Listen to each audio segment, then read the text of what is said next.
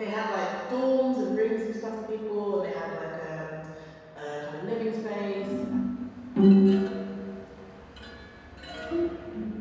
Women demonstrate their civic expertise and qualities, their managerial capabilities. I'm Onyeka Igwe and I'm an artist and I work mostly with moving image, but I also work with like performance and writing and installation. So the exhibition is called History is a Living Weapon in Your Hand, and it's a kind of restaging of a film that I made called A Radical Duet.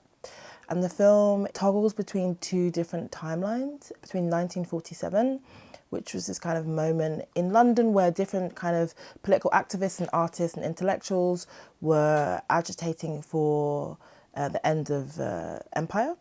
And the film follows these two women who are different ages. One comes from Nigeria, one comes from Jamaica, and they're thinking about their political activism in different ways. And they decide that they're going to write a revolutionary play together.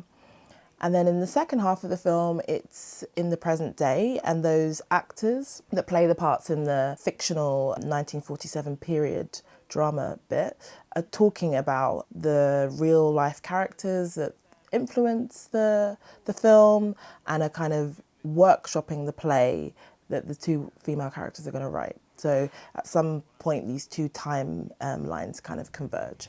What is our duties to one another as citizens? It will be helpful to think of a civic society as if a home. Yeah. Oh yeah, because this is a letter to Preach Jones from... Yeah, from her trip to London in 1947. In the gallery, there are maybe 6 different kind of like stages that are made up of different props from the film. So there is like a carpet that's in the living room scene, there's a bookcase, there's a table that has some of the props that were used on the shoot, there's a lectern, another office table, and like a clothes rail that has some of the costumes that were in the film. And the idea was to bring these elements of the film and think about it in terms of theatre and these kind of Brechtian ideas of epic theatre and how to break down the boundary of imagination and reality. And so the film was really influenced by this theorist called Sylvia Wynter, who she was came to London in 1947 to study modern languages, and she went on to be part of anti-colonial movements in the Caribbean, but also she was a dancer, she was a dramatist, she was a novelist, and she had these ideas about translation and adaptation of theatre that kind of influence how the props are arranged in the gallery space.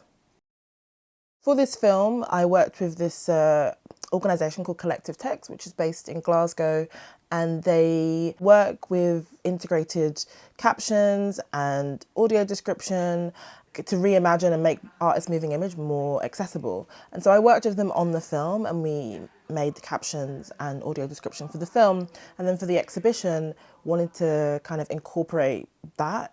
So the film that plays on both of the screens has captions, and they're these animated captions that kind of move around with people talking, and they have different colours based on people talking. We also made an audio description that is for the whole exhibition that relates to the props and has an introduction to the space, and that was made in consultation with people from deaf and the deaf community and people with visual impairments, like helped to kind of contribute to consult on how to make that work accessible for that particular audience.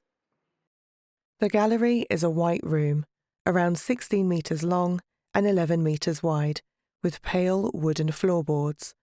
The lighting is low to accommodate the screening. The film and/or spotlights are the primary light source. Sound plays in the space at a high volume. Let us know in advance if you require the room to be brighter or a lower volume. So I really, in doing the research, was really kind of influenced and kind of activated in many ways by spending time in this period in the 1940s where people were imagining what the future could be like outside of empire and outside of the traditional ways that things had always been or had been for a long time. And they were like imagining new worlds and new futures. And I found that like, yeah, very activating. And I want people to have that similar experience, to kind of recognize and maybe learn things about history and also place themselves in that history and see what it could provide for them in terms of thinking about our world in the present.